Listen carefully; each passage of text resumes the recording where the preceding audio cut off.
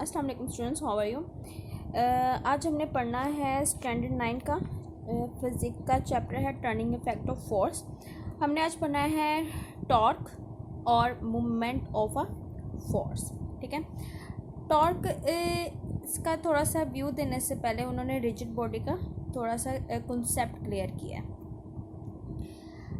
Axis of rotation की definition है, turning effect है। टर्निंग इफेक्ट यानी टर्निंग फोर्स मैंने कही थी कि जो जैसे फॉर एग्जांपल ये पेन फिक्स्ड है इस जगह पे और अगर मैंने इसे मूव करवाना है यानी कि इसने टर्न लेना है तो this is called turning effect या टर्निंग फोर्स। इसकी वन ऑफ द बेस्टेस्ट जो एग्जांपल आती है वो डेली लाइफ के अंदर वो आती है डोर। ठीक है, डोर क्या है? डोर यहाँ पे लगा हुआ है सिंपल, तो हम उसे ओपन करते हैं यानी कि ये हमने उस तरफ मूव किया, फिर हम इसे इस तरफ मूव करवाएंगे इस तरह करके, यानी कि ये डोर अपने एक्सिस के गिर्द। एक्सिस का मतलब होता है कि फॉर एग्जांपल ये फिक्स पॉइंट है, जैसे फॉर एग्जांपल एक झूला है, झूला टंगा हुआ है, ठीक है, इसने मूव करना है, इसका एक्सिस क्या है? ये इसी एक्सिस के गिर्द ये आगे हो सकता है या बैक हो सकता है, इसे हम कहते हैं बैक एंड फ्रो मूवमेंट। ठीक है, यानी कि आगे या पीछे, यानी कि ये जो है रोटेट करता है अपने एक्सिस के गिर्द, ये इसका एक्सिस है। अब रोटेशन से क्या मुराद है? अगर ये चाहे तो ये झूला गोल भी घूम सकता है, लेकिन सम टाइम हम कुछ चीज़ों की जो मोशन है उसे लिमिट कर देते हैं। यानी कि फॉर एग्ज़ाम्पल आपको पता होगा कि हमारा डोर यानी कि दीवार के साथ होता है, तो हमारा डोर यूँ खुलता है और यूँ खुलता है। अगर ये दीवार ना हो, दरमियान में सिर्फ उसे एक पिलर हो, तो हमारा डोर राउंड में मूव कर सकता है, यानी कि अपने गिर्द एक्सिस के गिर्द रोटेट कर सकता है। ठीक है, ऐसी मूवमेंट जिसके लिए एक्सिस का होना ज़रूरी है उसे हम कहते हैं एक्सिस ऑफ रोटेशन। उसे हम क्या कहते हैं? Axis of rotation. और इस इफेक्ट को हम कहते हैं टर्निंग इफेक्ट। और ये होता है जब टर्निंग फोर्स जो है वो अप्लाई होती है।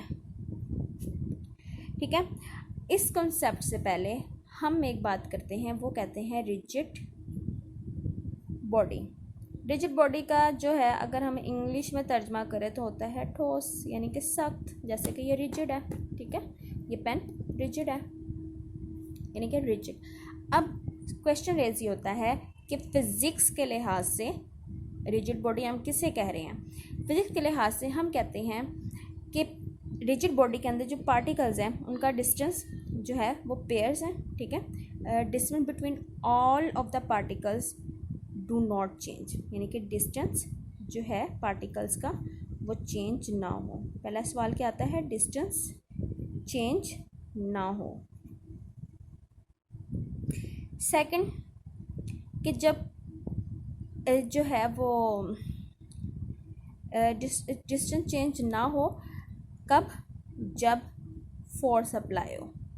जब फोर्स अप्लाई हो तो ऐसी बॉडी यानी कि ऐसी बॉडी जिसके अंदर नंबर ऑफ जो पार्टिकल्स हैं वो लार्ज हो, बहुत ज़्यादा हो, और कंपोज्ड हो। यानी कि कंपोज्ड का मतलब होता है सही जुड़ी हुई, जैसे कि एक लकड़ी का टुकड़ा सही कंपोज्ड होता है, उसके पार्टिकल्स डिस्टेंस पे हैं और जब तक उसके ऊपर फोर्स नहीं लगती वो चेंज नहीं होती। तो यानी कि जब फोर्स लगे तो वो चेंज ना हो पाए तो उसे हम कहते हैं रिजिड बॉडी। हम क्या कहते हैं? Rigid body. अब क्वेश्चन रेस आ रहा है, चेंज ना हो, हाउ दिस पॉसिबल? कि एक फोर्स लग रही है और वो चेंज ना हो, हम ये बात क्यों कर रहे हैं?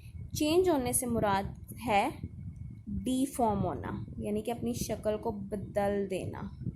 जैसे फॉर एग्जांपल मैं एक हद तक इस पर फोर्स लगाऊंगी तो इसके पार्टिकल्स जो हैं वो डीफॉर्म नहीं हो रहे इस पर। अब देखें फोर्स तो लग रही है ना, मुसलसल फोर्स लग रही है, इस पर फोर्स लगा रही हूँ, मुसलसल फोर्स लग रही है क्योंकि ये रिजिड बॉडी है, इसके सारे पार्टिकल्स फोर्स लगने पे इस हद तक खुद को कंट्रोल करें हैं कि इसकी शक्ल ना बदले। हाँ, लेकिन अगर मैं दोनों हाथों से पकड़ के इसे तोड़ दूँ तो ये टूट सकता है, यानी इसकी शक्ल डिफॉर्म हो सकती है।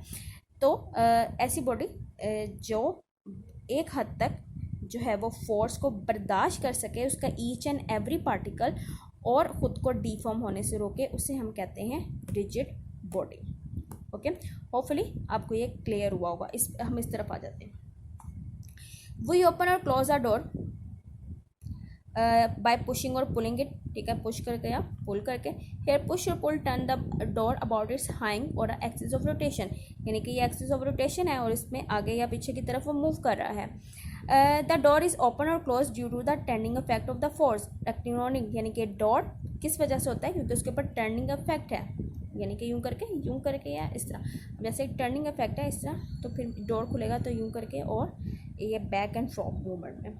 रिजिड बॉडी, अब बॉडी इज कंपोज यानी जुड़ी हुई होती है of large number of small particles, बहुत सारे छोटे छोटे पार्टिकल्स से मिलकर। The distance between all pair of particles, यानी डिस्टेंस जो है, फासला है जो तमाम पार्टिकल्स के पेयर हैं, बॉडी डू नॉट चेंज ना हो बाय अप्लाइंग अ फोर्स, कोई फोर्स अप्लाई की जाए, then it is a called rigid body, उसे हम रिजिड बॉडी कहते हैं। इन अदर वर्ड्स, दूसरे लफ्ज़ों में, a rigid body is a one that is do not deform by force और फोर्स एक्टिंग ऑन इट, यानी कि एक छोटे से अल्फाज में हम कहेंगे कि रिजिड बॉडी वो बॉडी है जो अब फोर्स लगने पे खुद को डिफॉर्म ना कर सके। नेक्स्ट हमारा आता है एक्सिस ऑफ रोटेशन। नेक्स्ट हमारा क्या है, एक्सिस ऑफ रोटेशन।